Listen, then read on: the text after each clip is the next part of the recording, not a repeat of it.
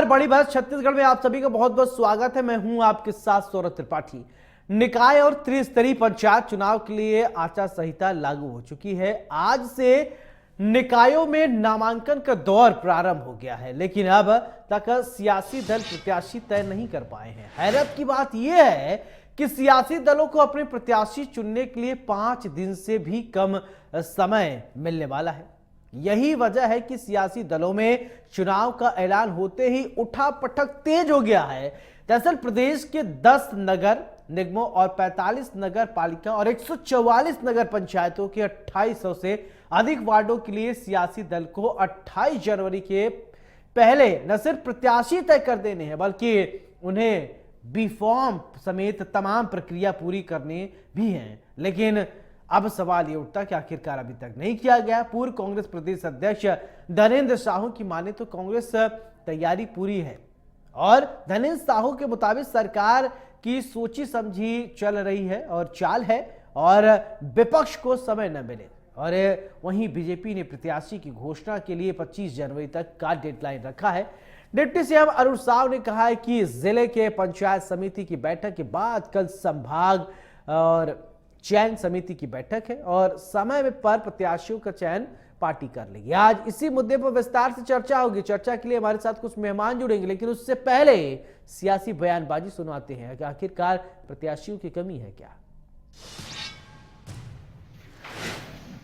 ये सत्ता पार्टी की एक सोची समझी रणनीति रही है। ये उनकी तैयारियां तो भीतर भीतर चल रही थी, लेकिन विपक्ष को पर्याप्त अवसर नहीं दे पाना, ये नहीं देना, ये भी इनकी रणनीति का एक हिस्सा था।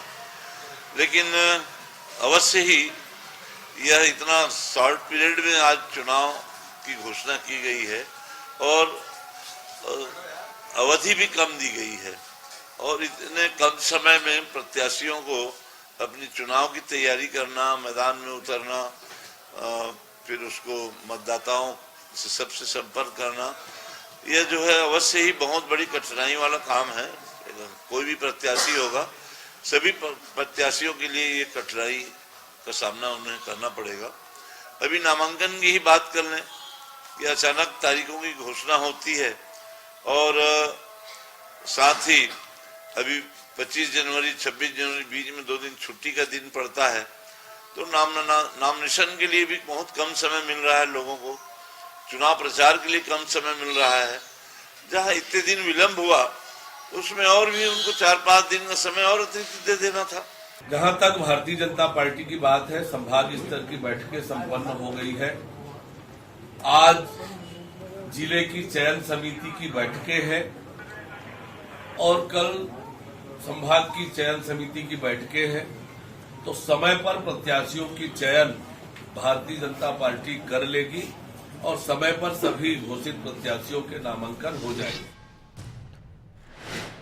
चलिए, हमारे साथ 2 खास मेहमान जुड़ रहे हैं। सबसे पहले परिचय, फिर इसके बाद चर्चा की शुरुआत करवाते हैं। गंधर्व देवेंद्र पांडे जी हमारे साथ हैं, बीजेपी प्रवक्ता हैं, बहुत बहुत स्वागत है।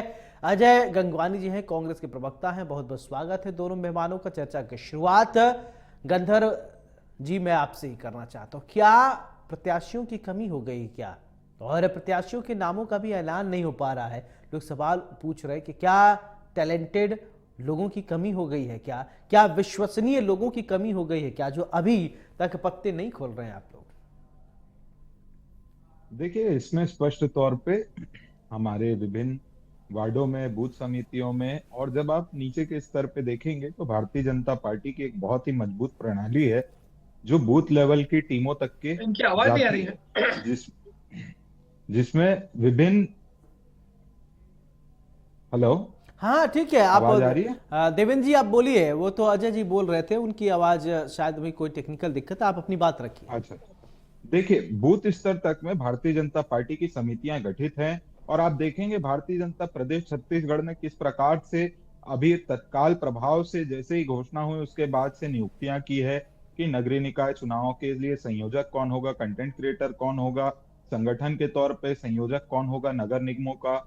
और जहां तक प्रत्याशियों की बात है तो दिसंबर से ही आप देखेंगे और जैसे ही उपचुनाव संपन्न हुए थे उसके बाद से जिस प्रकार से जो जो अपने क्षेत्र में सक्रिय लोग हैं वे निश्चित तौर पे कहीं ना कहीं अपनी दावेदारी कर रहे थे, और सभी वार्डों में एक बैठक होती है। बैठक के प्रणाली के तौर पे वहां सभी दावेदारों का नाम मांगा जाता है, संगठन की ओर से लोग बैठक लेने जाते हैं।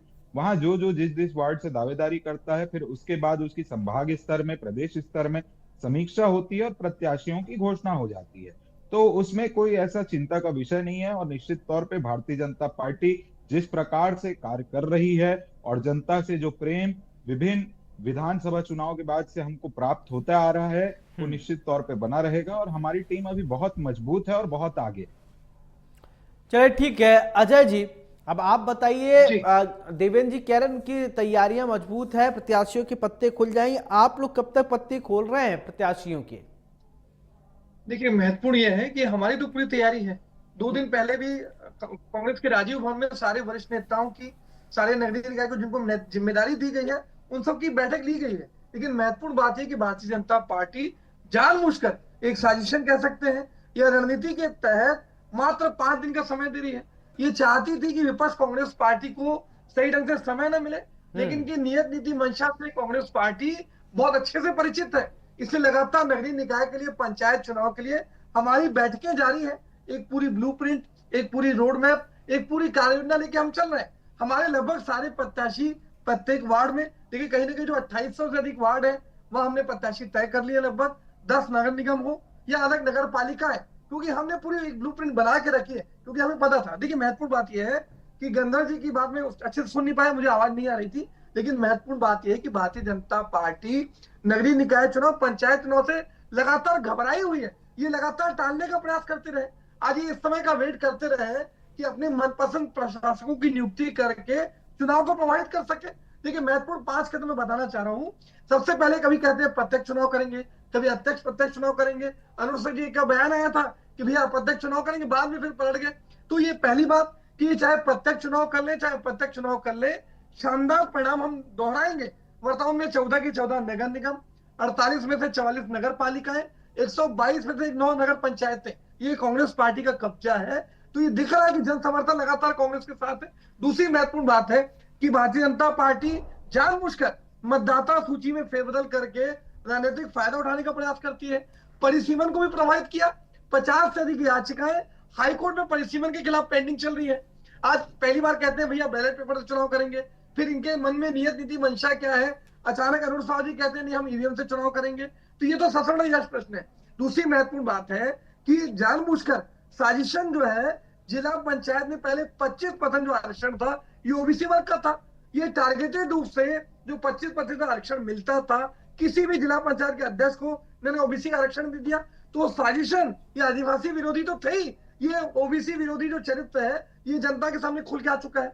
दूसरी महत्वपूर्ण बात है कि आचार संहिता एक साथ लग रही है, नामांकन एक साथ हो रहा है, तो फिर परिणाम एक साथ क्यों नहीं घोषित कर रहे हैं? आज नगरीय निकाय की जो वोटिंग है पांडे जी मैं आ रहा हूं, आप सुन लीजिए, ठीक है। और ये 15 फरवरी को जो है परिणाम आ जाएगा, जबकि पंचायत चुनाव की जो वोटिंग है वो 17 फरवरी से चालू हो रही है। तो नगरीय निकाय के जो चुनाव के परिणाम होंगे सीधा सीधा पंचायत के चुनाव के परिणाम को प्रभावित करेंगे। ये किसी प्रकार से न्यायोचित नहीं है। आज ये चुनाव की जो आयोग है हमने उसको लिखित, चलिए ठीक है, आपके आरोपों का जवाब ले लेते हैं गंधर्व देवेंद्र पांडे जी से। पांडे जी, अब आप विपक्ष का ये आरोप लगाया गया है कि आपने ऐसा लेट लतीफी कर दिया, विपक्ष होमवर्क ही नहीं कर पा रहा, मेहनत नहीं कर पा रहा, उसको चीजें आपने कम वक्त दिया, ये आरोप है, उसका जवाब दीजिए थोड़ा।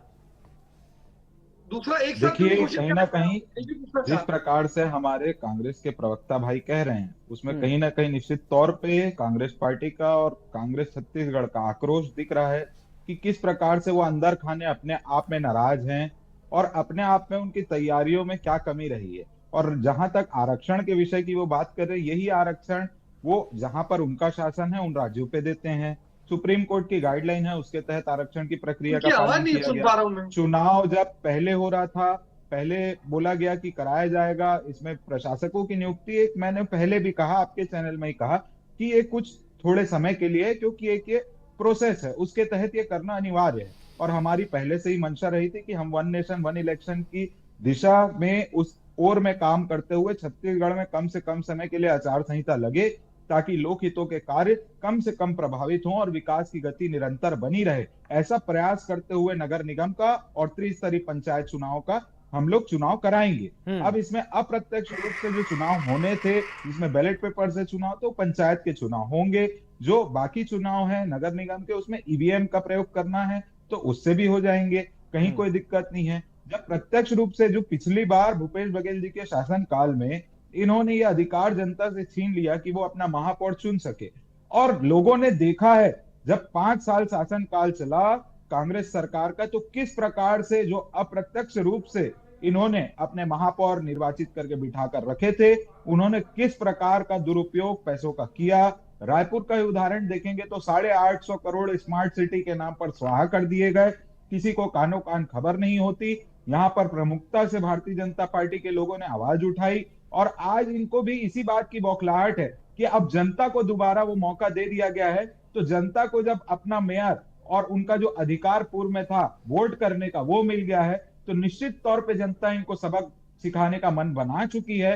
ये वार्ड पार्षद के चुनाव में और महापौर के चुनाव में इनको दिखेगा। और कहीं ना कहीं कांग्रेस पार्टी के मन में खौफ है, जो ये ढिंढोरा पीटते थे कि जिस प्रकार से हमने निगमों में, पंचायतों में कब्जा करके रखा है, जिस प्रकार से भारतीय जनता पार्टी ने पिछले साल भर में अपनी जन कल्याणकारी योजनाओं से लोगों को हित पहुंचाया है, चाहे 18 लाख गरीब आवास देना हो, चाहे 1000 रुपए महिलाओं को देना हो, चाहे आयुष्मान भारत के माध्यम से, चाहे विभिन्न योजनाओं के माध्यम से अंत्योदय का कार्य करना हो, तो जनता के मन में भाजपा के लिए अटूट प्रेम और इसने आज स्थापित हो चुका है, जिससे घबरा रहे हैं। और आज ये बात कर रहे हैं आरक्षण की, ओबीसी की, इन्हीं के पूर्व प्रधानमंत्री जवाहरलाल नेहरू जी ने आरक्षण का विरोध किया, राजीव गांधी जी ने इस प्रकार से गधा कहकर के संबोधित किया, इंदिरा गांधी जी ने द्वितीय दर्जे का नागरिक कह दिया। चलिए ठीक है अजय जी बोलिए, ठीक है, ओके पांडे जी आपकी बात आ गई, आपकी बात आ गई, गाइडलाइन पे जब चलिए ठीक है अजय जी बोलिए, आप क्या कह रहे थे, क्या गलत बयानीबाजी हो रही है, जवाब पेट में दर्द हो रहा है।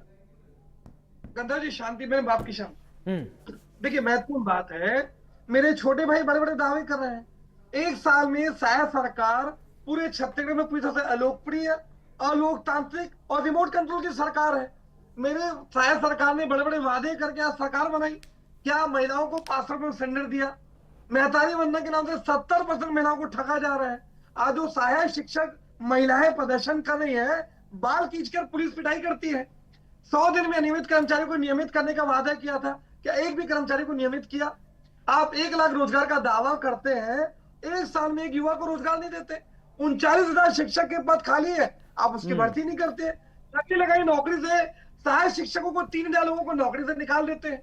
प्रधानमंत्री आवास में बड़े बड़े दावे किए गए। चलिए अच्छा, ये सब तो आरोप प्रत्यारोप हुए। शहर के मुद्दों की अगर बात करें तो अजय जी क्या उन पर विषयों पे बात करें, क्या क्या जरूरत है, क्या चीज इंप्लीमेंट करना है? साहब हमेशा आरोप प्रत्यारोप ही नहीं, कुछ विजनरी भी बात कर लिया करें। युवा लोग हैं आप लोग, तो क्या विजन है, इस पर बात हो जाए थोड़ा। देखिए 2 चीजें मैं कहना चाह रहा हूं। हमारे नगरीय निकाय की सरकार ने शानदार काम किया, जिसका नतीजा था कि ऑल इंडिया स्वच्छता सर्वेक्षण में रायपुर को पुरस्कार मिलते हैं।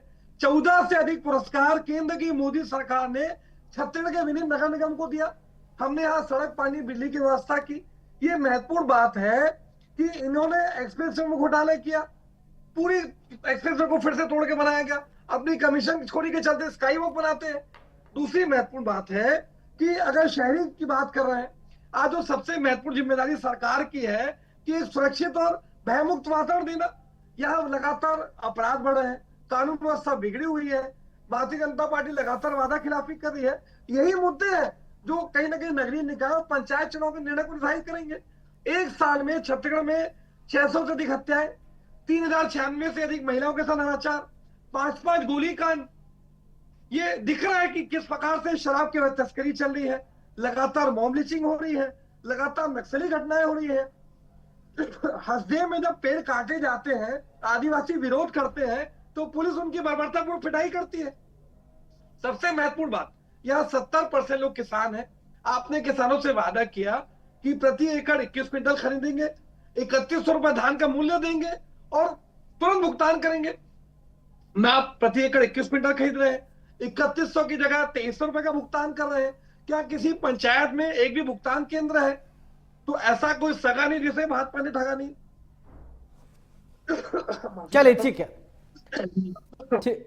तो महत्वपूर्ण बात है कि ऐसा कोई सगा नहीं जिसे भाजपा ने ठगा नहीं।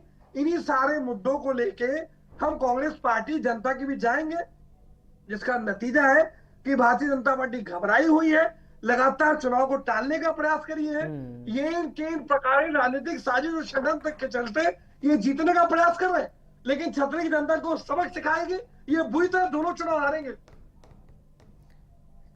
चलिए ठीक है, देवेंद्र पांडे जी, अब देखिए अजय जी आरोप लगा रहे हैं ऐसा कोई सगा नहीं जिसको भारतीय जनता पार्टी ने ठगा नहीं, यानी आपने सबको ठगा हुआ है, उसका इस आरोप का जवाब दीजिए।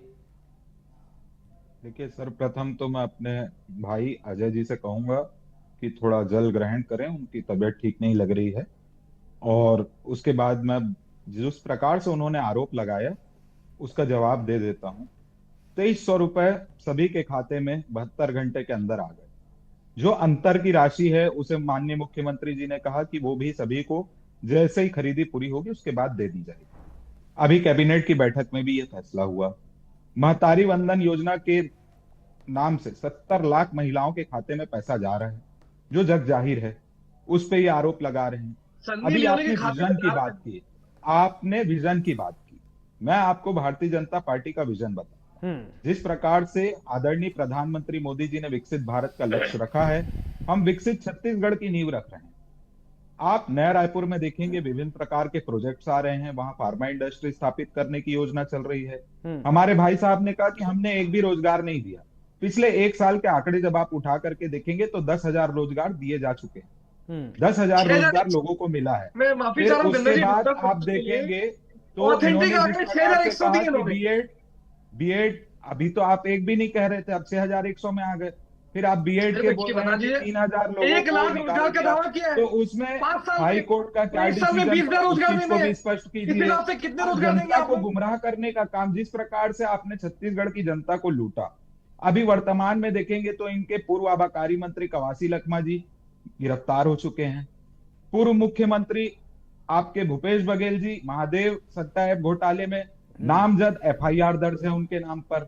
इस प्रकार पिछले 5 साल में इन्होंने छत्तीसगढ़ की आम जनता के पैसे का जो बंदरबाट किया, और जो ये अभी बात कर रहे थे कि रायपुर के महापौर ने बहुत सारी चीजें की, तो प्रत्यक्ष चुनाव केवल उन्हीं को महापौर बनाने के लिए किया गया ताकि जो इस शराब घोटाले में AAA हैं उनके एक संयोजक महापौर के रूप में सरकार में अपनी जगह बना सके। अनवर ढेबर जो कि अभी जेल में बंद हैं, उनके भाई को महापौर बनाया जाता है। उनके संरक्षण में भरे कोरोना काल में पूरे छत्तीसगढ़ की जनता ने देखा कि उनके भतीजे का पुलिस वाले पकड़ के 5 रुपए का चालान काटते हैं। अभी ये पुलिस और न्याय व्यवस्था की बात कर रहे थे। छत्तीसगढ़ में विभिन्न प्रकार की जितनी भी शांति भंग करने का प्रयास हो रहा है, उसमें जब आप अंतिम पंक्ति में जांच में पहुंचेंगे और उस आरोपी को देखेंगे तो उसका कांग्रेस से कनेक्शन निकल जाता है, या तो युवा कांग्रेस का निकल जाता है। इसके बाद आप जब विभिन्न प्रकार की चीजें जिस प्रकार से आरोप लगा रहे हैं, हर जगह कार्रवाई हो रही है, रिपोर्ट दर्ज हो रही। ये जो अपने समय में मॉडिफाइड डाटा पेश करते थे, हमने वो काम नहीं किया। आज अगर कोई भी छत्तीसगढ़ के आदमी जाते हैं थाने में तो उनकी रिपोर्ट लिखाई जाती है, उस पर कार्रवाई होती है। तो इस कारण आंकड़े भी बढ़ रहे हैं और पुलिस प्रशासन अपना पूरी मुस्तैदी से काम कर रहा है। इनके जो 5 साल इन्होंने स्लीपिंग होम मिनिस्टर रखा था, आज इतना संवेदनशील उप मुख्यमंत्री हमारा विजय शर्मा जी गृह मंत्री हैं कि कुछ भी होता है तो वो स्वयं उस जगह पहुंच जाते हैं। ये नक्सली हमलों की बात कर रहे थे, नक्सलवाद के खिलाफ अमित शाह जी ने मार्च 2026 की डेडलाइन रखी है। अभी सबसे ज्यादा साल भर के अंदर अगर कहीं नक्सली एनकाउंटर हुआ तो छत्तीसगढ़ में होता है। आप देखेंगे बार बार हमारे फोर्सेस को इसमें बड़ी कामयाबी प्राप्त हो रही है। और ये इतने बड़े चैनल में बैठ करके नक्सली हिंसा और इस प्रकार की वारदातों की बात करके कहीं ना कहीं हमारे सेना के साथियों का मनोबल तोड़ने का काम करते हैं। तो इस प्रकार की ये जो विरोधी मानसिकता है आप सरकार के प्रति रखिए, आप विपक्ष में है, जनता के हित के मुद्दे उठाइए। इस प्रकार से राष्ट्र सुरक्षा के विषय को लेकर के आना, फिर अपनी जो सरकार में इन्होंने 5 साल किया, विभिन्न निगम में आप देखेंगे किस प्रकार से स्मार्ट सिटी के पैसे का दुरुपयोग हुआ। वही स्मार्ट सिटी के फंड से आज अहमदाबाद, इंदौर, इन शहरों को आप जाकर के देखें। और रायपुर की क्या हालत बना दी, वो 850 करोड़ रुपए आया, उसमें किस प्रकार से इन्होंने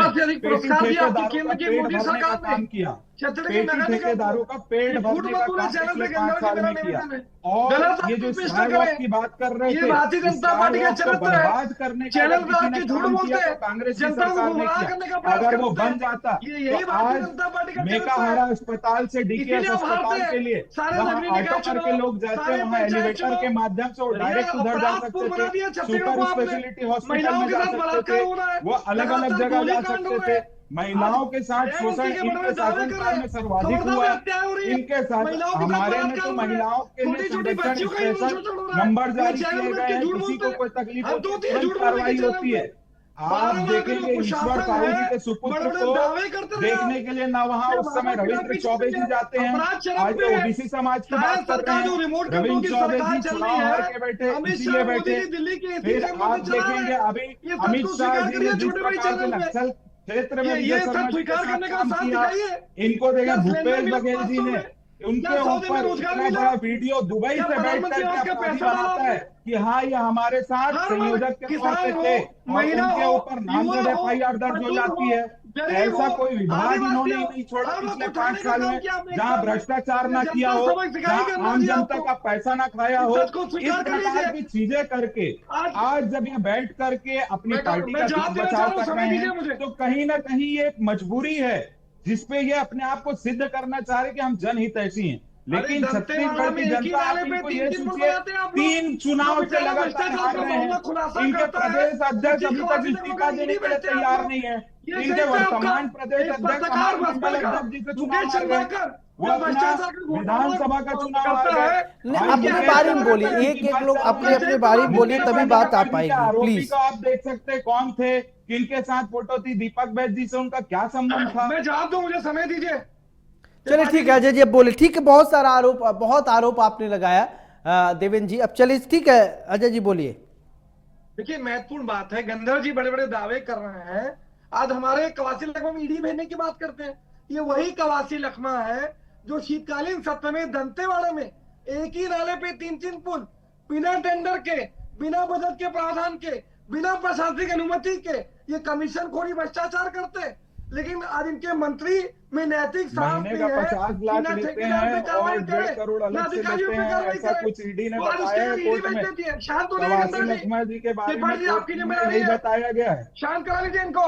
नहीं अपनी बारी आप बोलिए, जब देखिए बीच में अपने बोल अपने रहे प्लीज थे, अपनी बारी जब बोलिए। अपने देखिए समय आप में जब आप बोल दूसरे रहे के थे समय तो में बीच में देवेंद्र जी बोले। सुनिए, ठीक है बोलिए। गंगा जी मैंने लगातार बोलने दी आपको। दूसरी महत्वपूर्ण बात है, बस्तर में 42 करोड़ की सड़क को बढ़ा के 142 करोड़ पहुंचा देते हैं। एक पत्रकार जब भ्रष्टाचार का खुलासा करता है तो उसकी हत्या करके टंकी में डाल दिया जाता है। तो भाजपा जनता पार्टी के खिलाफ जो भ्रष्टाचार का खुलासा करेगा, या तो उसके खिलाफ ईडी भेज दी जाएगी या हत्या कर दी जाएगी। ये भारतीय जनता पार्टी का चरित्र है। आज मुख्यमंत्री के भांजे आज मंत्रालय में भ्रष्टाचार की दुकान खोल के रखते हैं। आज इनके राजस्व मंत्री पे तहसीलदार संघ के अध्यक्ष ये आरोप लगाते हैं कि 130 तहसीलदारों के ट्रांसफर में लाखों रुपए की रिश्वत लेते हैं। ये भारतीय जनता पार्टी का चरित्र चलिए है। आज ठीक वो है, अब ठीक है, आरोप प्रत्यारोप ठीक है, पूरे डिबेट पे मैं इसीलिए मैं आप लोगों को ज्यादा बोलने के इसलिए मौका देता हूँ कि आप लोग खूब कही बात कर ले, लेकिन सिर्फ आप लोग आरोप प्रत्यारोप कर रहे हैं। चलिए थोड़ा थोड़ा वक्त ले लीजिए, फाइनल कमेंट में आप अपना अपना विजन बताइएगा। चलिए अजय जी आप ही पहले बोलिए, लेकिन कम शब्दों में प्लीज।